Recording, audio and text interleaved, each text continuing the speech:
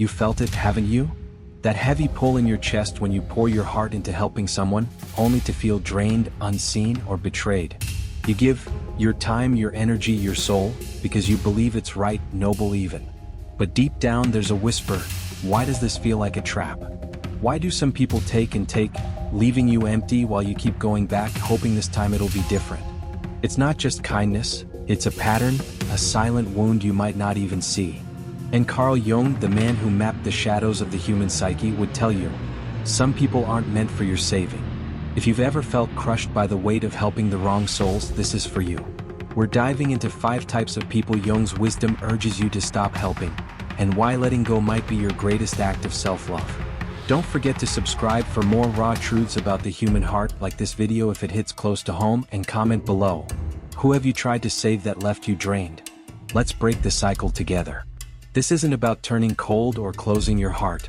It's about seeing clearly, protecting your spirit, and reclaiming the energy you've poured into bottomless wells. You've been there, giving endlessly to someone who never changes, who takes your light and leaves you in shadow. Jung, the Swiss psychologist who peered into the soul's depths, believed we're all on a journey to individuation, becoming whole by integrating our hidden selves. But some people, he warned, can derail that journey, pulling you into their chaos. Through stories, philosophy, and psychology, we'll explore 5 types you must stop helping, not out of cruelty but wisdom. Each one reflects your own struggles, fears, or unconscious patterns, and letting go might just set you free. First type, the eternal victim, the one who thrives on suffering and chains you to their pain. Meet Sarah, a woman with a heart too big for her own good. She's always there for her friend Mia, who's forever caught in a storm of crises, bad relationships, lost jobs, endless complaints. Sarah listens, advises, even lends money, but Mia never changes. Each call leaves Sarah heavier, her own dreams fading. Mia's the eternal victim, and Sarah's her savior, until she realizes she's drowning too. Jung's concept of the shadow helps here. The shadow is the parts of ourselves we hide: fear, guilt, weakness. For Sarah, it's her fear of being selfish, so she overhelps, projecting her need to be good onto Mia. But Jung warned, enabling someone's shadow, like Mia's victimhood, stunts both your growth. Psychologically, this is codependency. Sarah's addicted to being needed, Mia to being rescued. The twist? Mia's suffering is her identity. She doesn't want to heal because pain is her power. Your unconscious fear, abandonment, or worthlessness keeps you hooked. Vivid analogy. Imagine Sarah as a weary gardener watering a plant. Mia, that wilts no matter how much she gives. The roots are rotten, but she keeps pouring, hoping for blooms that never come. The uncomfortable truth: helping the eternal victim isn't kindness. It's enabling, draining your soul to feed theirs. Plato's allegory of the cave fits. Mia's chained to her shadows, refusing the light, and your help keeps her there. Challenge to convention. Society says help the suffering, but what if some choose their chains? Historical echo. Dietrich Bonhoeffer, writing in Letters and Papers from Prison, spoke of cheap grace, easy compassion that avoids tough truths. Sarah's grace for Mia is cheap. True help would be stepping back, forcing Mia to face her shadows. Second type, the parasite, the one who feeds on your energy without giving back. Now, picture Leo, a driven entrepreneur who mentors his colleague Dan. Dan soaks up Leo's advice, time, and connections, but never acts, just takes. Leo feels drained, his own goals slipping, yet he keeps giving, hoping Dan will rise. Dan's a parasite, thriving on Leo's generosity while offering nothing in return. Jung's archetype of the trickster applies. The parasite manipulates your goodwill, exploiting your unconscious need to feel valued. Psychologically, this is the rescuer role in Cartman's drama triangle. Leo's trapped, his identity tied to saving Dan. The twist: Dan's not helpless. He's comfortable using Leo's energy to avoid responsibility. Your fear of seeming selfish or failing as a mentor fuels this cycle. Storytelling moment. Leo's a lighthouse keeper guiding ships, Dan through storms. But Dan's ship never sails. It lingers, draining the lighthouse's glow until it flickers. Vivid language. The beam weakens, shadows creep, yet Leo keeps burning his light for a vessel that loves the dark. Uncomfortable truth. The parasite doesn't just take your energy, they steal your purpose, leaving you questioning your worth. Machiavelli in The Prince, warned against alliances with those who only take, they weaken your power. Challenge: society praises selflessness, but what if it's a trap that leaves you empty? Historical nod: Renaissance courts, as Machiavelli observed, were full of parasites, courtiers draining patrons for favor. Leo's modern court is his mentorship, but Dan's leeching stalls both their growth. Third type: the manipulator, the one who twists your help into control. Enter Ava, a teacher who supports her friend Claire, a charismatic but cunning colleague. Claire seeks Ava's help with projects, advice, even emotional crises, but soon Ava notices a pattern. Claire uses her help to gain influence, subtly undermining Ava's confidence. Claire's a manipulator, turning Ava's kindness into a tool for dominance. Jung's concept of projection is key. The manipulator projects their insecurities onto you, using your help to feel superior. Psychologically, this is gaslighting. Claire makes Ava doubt her own worth, keeping her giving to prove herself. The twist: Ava's not helping Claire, she's feeding Claire's ego, losing her own voice. Your unconscious fear of conflict or being unliked binds you to this dynamic. Analogy: Ava's a weaver, crafting a tapestry of support for Claire, but Claire unravels it, reweaving the threads to bind Ava's hands. The fire in Ava's heart dims, stolen by Claire's cunning.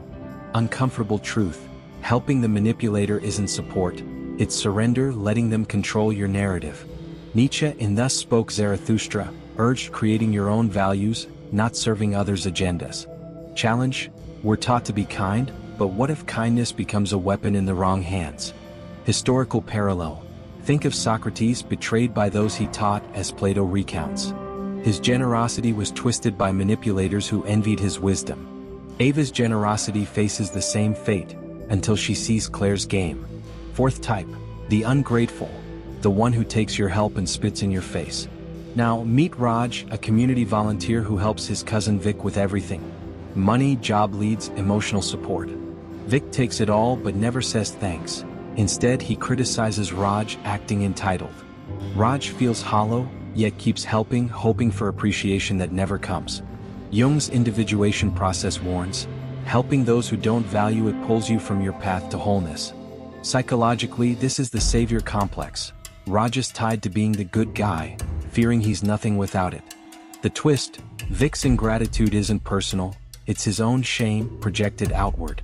Your unconscious behavior, seeking approval through giving, keeps you tethered. Vivid scene: Raj is a builder, erecting a house for Vic, brick by brick, only for Vic to kick it down, sneering. Dust settles, Raj's hands bleed, yet he picks up another brick. Uncomfortable truth: the ungrateful don't just take your help, they reject your worth, and you let them by continuing. Bonhoeffer's costly grace applies: true help respects your dignity, not their entitlement. Challenge: we're told to give without expecting thanks, but what if gratitude is the boundary that protects your soul? Historical echo: Marcus Aurelius in Meditations advised focusing on your own virtue, not others' reactions. Raj's virtue is his giving, but Vic's ingratitude shows he must redirect it inward.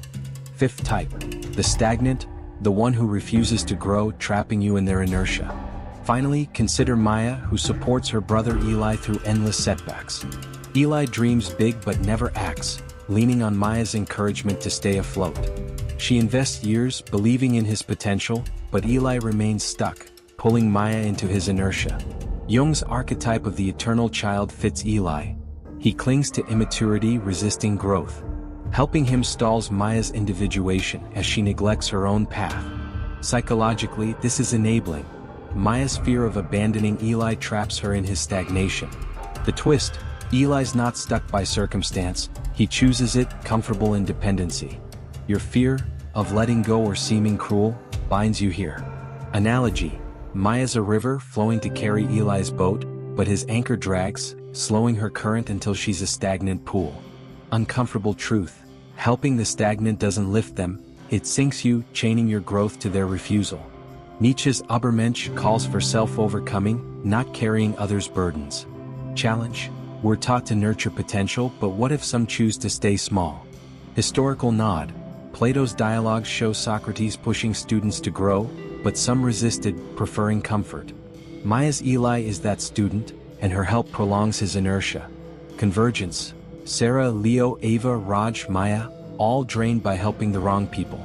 Sarah steps back from Mia, finding her own light. Leo cuts off Dan, reclaiming his energy. Ava sees Claire's manipulation, setting boundaries. Raj stops enabling Vic, valuing himself. Maya lets Eli face his choices, flowing freely again. Jung's wisdom: stop helping those who hinder your wholeness.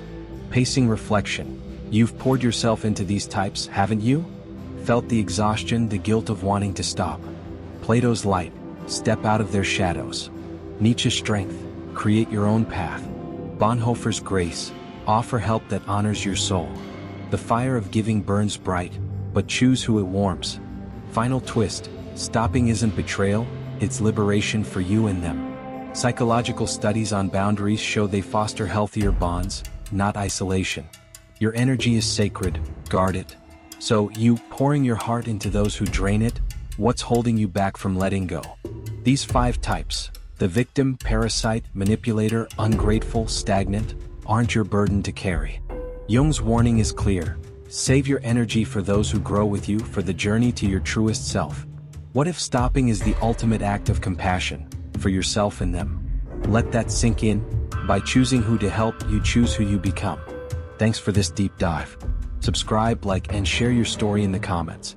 Until next time, protect your light. Peace.